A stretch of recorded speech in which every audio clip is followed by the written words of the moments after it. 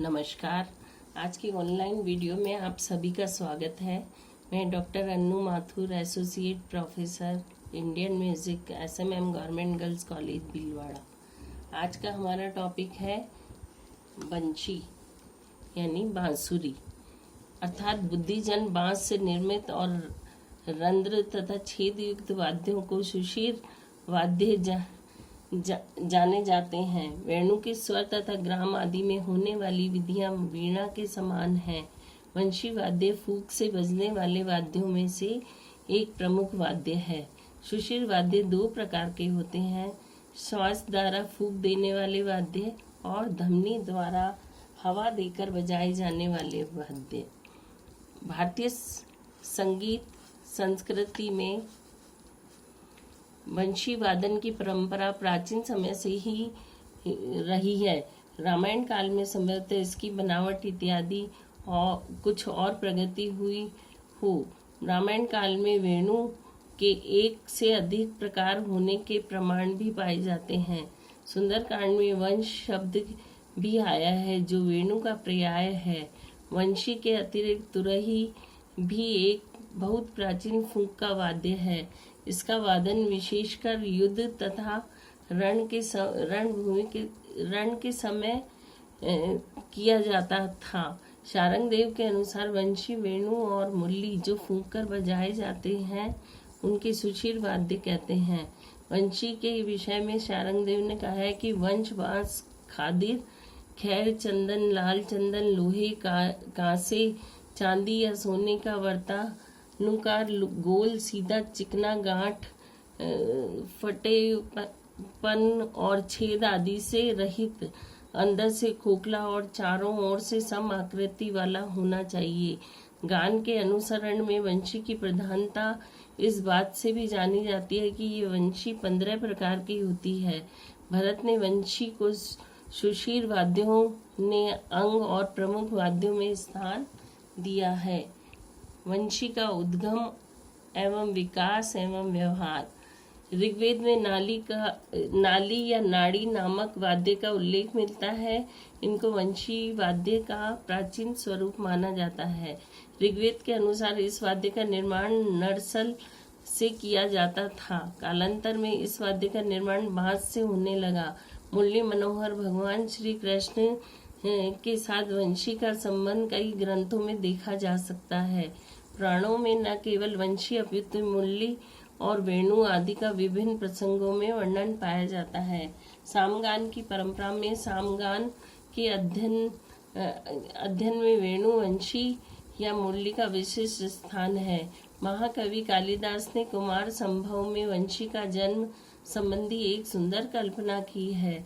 उनके अनुसार भौरों द्वारा छिद्रित वंश नासिका में वायु प्रवेश के कारण उत्पन्न ध्वनि को सुनकर किन्नर इतने प्रभावित हुए कि उन्होंने उस छिद्रित वंश नलिका को वंश वृक्ष से अलग कर अपने मुख की वायु द्वारा उनका वादन किया और फिर उसे एक वाद्य के रूप में प्रचलित किया। बहुत पुराना नाद उत्पन्न करने वाली वंश नलिका होने के कारण प्रारंभ में इसका नाम नादी भी था। नादी अभिव्यक्ति होने वाली वंशी में कितने रंध्र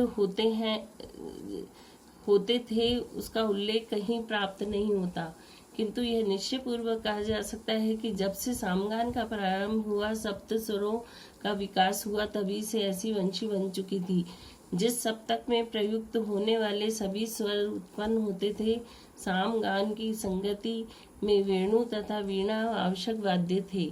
प्राचीन वैदिक ग्रंथों में तो यहाँ तक कि वर्णन प्राप्त होता है कि वंशी के स्वरों का आधार लेकर ही वीणा के तार स्वरों में मिलाए जाते थे, अर्थात वंशी के स्वर गायक तथा वैणिक लिए हुए प्रमाणिक स्वर थे।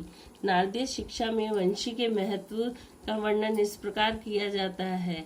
यम समगाना प्रथम स्वर से वेणोर्मध्यम अर्थात सामगान का प्रथम स्वर वेणु का मध्यम स्वर है। संगीत रत्नाकर में वंशी के निर्माण की विधि का विस्तार वर्णन करते हुए वंशी के 15 प्रकार बताए गए हैं। भरत नाट्य शास्त्र में भी वंशी का महत्व वर्णित है। मध्यवर्ती संगीत ग्रंथों में भी वंशी का वर्णन सविस्तार पाया जाता है। मतंग के द्वारा इस वाद्य में सुधार किए जाने का भी वर्णन कुछ विद्वानों ने किया है। संगीत के ग्रंथों के अतिरिक्त महाभारत तथा श्रीमद् भागवत आदि ग्रंथों में, जिनमें भगवान श्री कृष्ण की लीला का वर्णन है, भगवान श्री कृष्ण की प्रिय वंशी का भी वर्णन उपलब्ध है।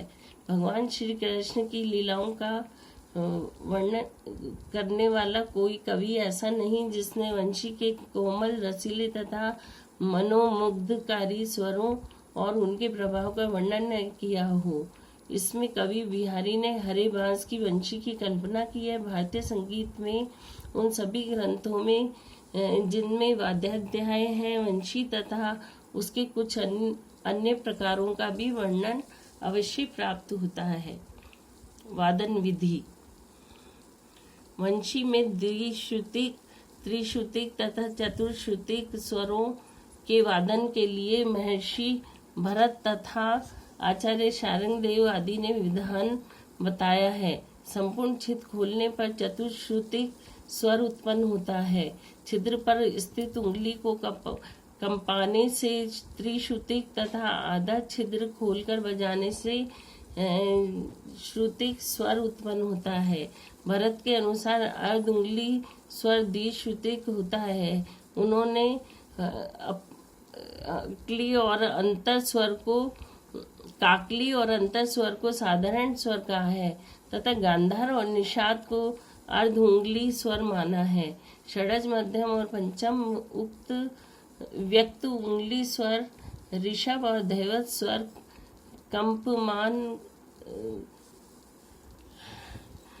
की युक्त स्वर होते हैं। रत्नाकर में 5 प्रकार की गतियां अथवा वंशी वादन की विधियों में वर्णन किया गया है। इनके नाम प्रकार इस प्रकार हैं: कंपिता, वलिता, मुक्ता, अर्धमुक्ता और निपीड़िता। श्लोक संख्या 56 से 59 तक इनके लक्षणों का वर्णन किया गया है। वंशी के स्वर वीणा तथा कंठ स्वर में प्रविष्ट होने के कारण सिद्ध स्वर कहलाते हैं। स्वर जिन गतियों को धारण करें, वंशी उन सबको बजा सकती है।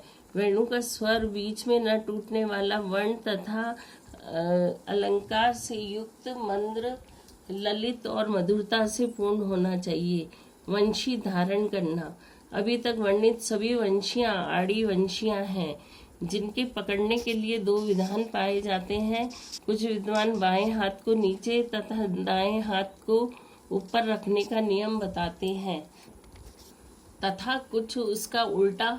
जब दाहिना हाथ नीचे तथा बायां हाथ ऊपर रहता है तब वंशी मुख की दाहिनी ओर होती है, तथा जब दाहिना हाथ ऊपर तथा बायां हाथ नीचे रहता है तब वंशी मुख के बाईं ओर रहती है। अधिकांश कलाकार वंशी के धारण का प्रथम विधान अपनाते हैं। सामान्यतः प्रस्तर मूर्तियां तथा कृष्ण की मूर्तियों में वंशी मुख के दाहिने ओर ही दिखाई जाती है, किंतु आश्चर्य यह है कि आचार्य शारंगदेव ने वंशी को बाईं ओर रखने के विधान का समर्थन किया। इस प्रकार बाएं हाथ की अनामिका, मध्यमा तथा तर्जनी से छिद्र बंद किए जाते हैं। प्राचीन काल के विधान के अनुसार वंशी के समस्त छिद्रों को बंद करने पर षडज की प्राप्ति होती थी। प्राचीन काल के विधान से पता चलता है कि समस्त छिद्रों को बंद करने तथा सामान्य रूप से मुख रंध्र से फूंकने से मध्य सप्तक के षडज आदि, बलपूर्वक फूंकने से तार सप्तक के षडज आदि तथा धीमे फूंकने से मंद्र सप्तक के षडज आदि स्वर उत्पन्न होते थे। धन्यवाद।